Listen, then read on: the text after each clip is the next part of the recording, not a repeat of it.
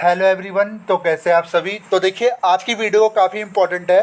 Finally SOL ने 5th semester का जो कोर्स स्ट्रक्चर है ऑल यूजी कोर्सेज का एनईपी का वो जारी कर दिया है। तो आज हम डिस्कस करेंगे कि 5th सेमेस्टर में एसओएल के अगर आप स्टूडेंट हो, अभी तो खैर एडमिशन शुरू नहीं हुए हैं, पर सब्जेक्ट आपको कौन कौन से मिलेंगे सारे सब्जेक्ट के बारे में आज मैं बताने वाला हूँ। सारे कोर्सेज जो अंडर ग्रेजुएट के, चाहे बीए, बीकॉम, बीए ऑनर्स। तो वीडियो को पूरा देखना। देखिए ये मत कहना कि सर बीए का पता, सारे है इसमें, ऑल है। वीडियो को पूरा देख लेना। सारे कोर्सेज का मैं कोर्स स्ट्रक्चर डिस्कस कर रहा हूँ, कौन कौन सब्जेक्ट आपको इस बार देखने को मिलेंगे 5th सेमेस्टर में। तो वीडियो शुरू करने से पहले अगर चैनल पे नए हो तो सब्सक्राइब कर देना, वीडियो अच्छी लगे लाइक करना, शेयर करना मत भूलना। तो शुरू करते हैं video.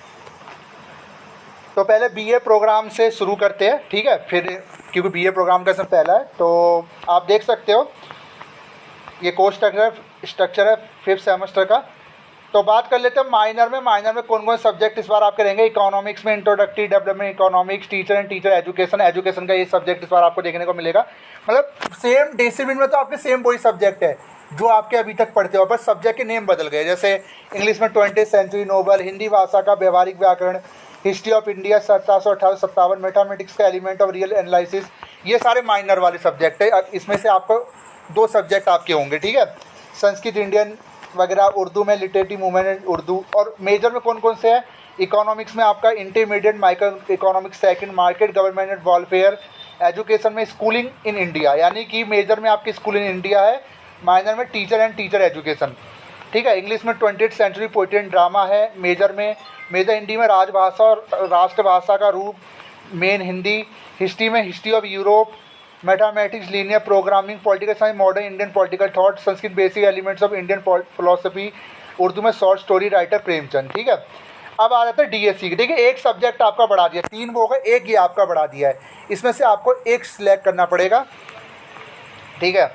Economics advance, econometrics, language education, English literature and human rights. Hindi का परम आपका संस्था एवं पत्रा, ठीक है। हिस्ट्री का pre history and pro history of India. Political science का इंटरनेशनल पॉलिटिकल इकोनॉमी। संस्कृत का इंट्रोडक्शन टू संस्कृत पोएटिक्स। और उर्दू का कोई सब्जेक्ट में मेंशन नहीं है। जैनिक इलेक्टिव में एक आपको चूज़ करना पड़ेगा, ठीक है। जनरल मैनेजमेंट कॉमर्स के 3 है, इसमें से कोई भी एक। इकोनॉमिक्स का मनी एंड बैंकिंग है। इंग्लिश का लिटरेचर ह्यूमन राइट्स है। हिंदी का लोकप्रिय हिंदी साहित्य। हिस्ट्री का 20th century world history 1945। Mathematics का है, पॉलिटिकल साइंस का है, अंडरस्टैंडिंग इंटरनेशनल रिलेशंस है इसमें, ठीक है। उर्दू पंजाबी है और कुछ और भी है, ठीक है। और इस बार सैक में सैक की जगह आईएपीसी डाल दिया है, तो आइए सैक में तो कुछ है ही नहीं इस बार, ठीक है। सैक में not after before, choose any one not after before. अच्छा, ऐसा चूज़ करना है जो अभी तक आपने चूज़ नहीं किया है। तो देखिए कई सारे कोर्सेज में आपको है, कुछ तो पुराने वाले ही हैं और कुछ एक कंप्यूटर के जोड़ दिए गए। कंप्यूटर बेसिक आईटी टूल है, मैनेजमेंट का डाल दिया, digital marketing, computer social media marketing, यानी एईसी का इसमें ख़त्म कर दिया गया है, ठीक है। और वैल्यू एडिशन का भी इस बार नहीं है, तो यानी वैल्यू एडिशन का भी ख़त्म कर दिया गया है, यानी एईसी और बैक का जो है वो ख़त्म कर दिया गया है इस बार। तो टोटल कितने सब्जेक्ट हो गए, 3, 4, 5 और एक आपका 6 सब्जेक्ट आपके हो गए, ठीक है। और बाकी के ये जो कि आपको सिलेक्ट करने पड़ेंगे एडमिशन के टाइम पे जब भी फॉर्म आएगा। अब बात करते हैं बीकॉम प्रोग्राम। तो बीकॉम प्रोग्राम में आपको कौन कौन सब्जेक्ट रहेंगे। 3 तो आपके मेन रहेंगे बीकॉम प्रोग्राम में। Income tax law and practice, DSC 14 का बिजनेस का इकोनॉमिक्स, 15 का मैनेजमेंट अकाउंटिंग। डीएससी में आपको एक चूज़ करना पड़ेगा ये अलग से, ऑर्गेनाइजेशन बिहेवियर या फाइनेंशियल मार्केट या इंस्टीट्यूशन। तो 3 ये 4। जेई में एक आपको चूज़ करना होगा, economics money and the banking, English का लिटरेचर ह्यूमन राइट्स, हिस्ट्री है, मैथमेटिक्स है, पॉलिटिकल साइंस है ना, संस्कृत है, उर्दू है और पंजाबी है। और डीएससी के कुछ और है, इनमें से ये चूज़ कर लो या वो चूज़ कर लो, ठीक है। तो सैक तो ख़त्म है, सैक की जगह है, सैक तो है, सैक ख़त्म नहीं है। एईसी और बैक ख़त्म है, हाँ सैक तो है। Choose any one not after before, अभी तक आपने जो चूज़ किया वो आपको चूज़ करना है, ठीक है। तो देख लेना, कुछ तो पुराना ही है। एक एजुकेशन का इसमें जोड़ दिया है, कम्युनिकेशन प्रोफेशनल लाइफ एजुकेशन, बहुत बढ़िया। सैक का personality English business communication, computer के 2 सब्जेक्ट, 3 सब्जेक्ट के नए हमें देखने को मिले इस बार, ठीक है। तो ये आपके बीकॉम में रहेंगे जो आपको सिलेक्ट करने पड़ेंगे, यानी कि कुल मिला के 3 आपके कंपलसरी है, बाकी की आपको सिलेक्ट करने पड़ेंगे।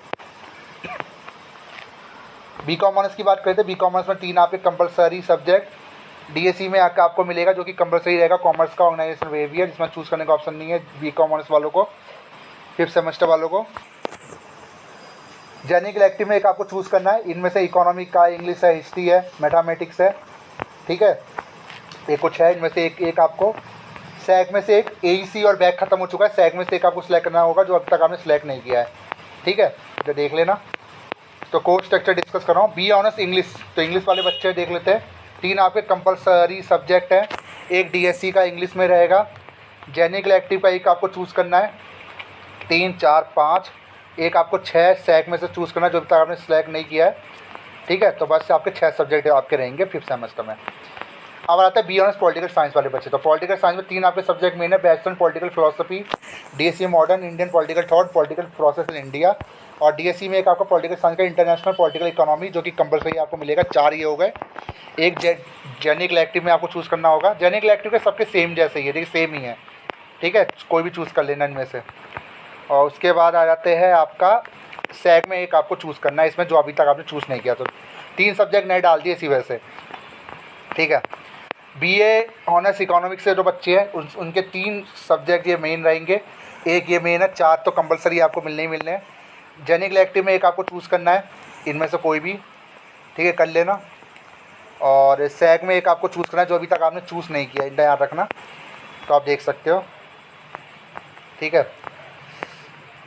तो ये या वो करो या ये करो, दोनों में से आपको एक करना है, ठीक है।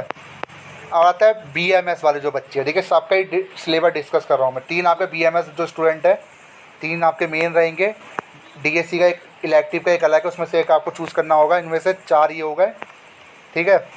और डीएससी जेनिक इलेक्टिव में से एक आपको चूज़ करना होगा, 5, और ये 6, एक सैक में से 6 हो गए आपके जो अब तक आपने चूज़ नहीं किया है, ठीक है।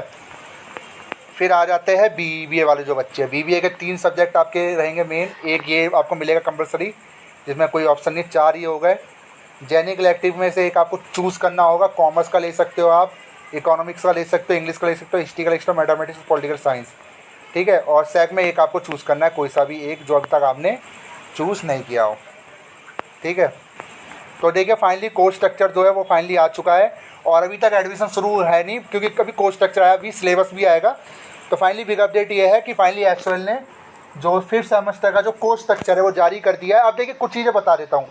डिसिप्लिन के आपके सब्जेक्ट 3 सेम रहेंगे, इसमें एक आपका जो है जेनिक इलेक्टिव का एक अलग से सब्जेक्ट डीएससी का बढ़ा दिया, ये चौथा, मतलब आप ये कह सकते हो एईसी खत्म है इस बार, एईसी में से आपको कोई सिलेक्शन नहीं मिलेगा, एईसी का पोर्शन खत्म है, और वैल्यू एडिशन का पोर्शन खत्म है, यानी कि इस बार आपको जो टोटल सब्जेक्ट मिलेंगे 6 मिलेंगे, 7 की जगह कितने मिलेंगे, 6, ठीक है। तो बस यही आपके कोर्स स्ट्रक्चर था जो कि आ चुका है, और डाउनलोड कर लेना। अभी तो वैसे देखिए सब्जेक्ट की इन्फॉर्मेशन मैंने आपको दे ही दी। तो वीडियो कैसी लगी जो होता है, थैंक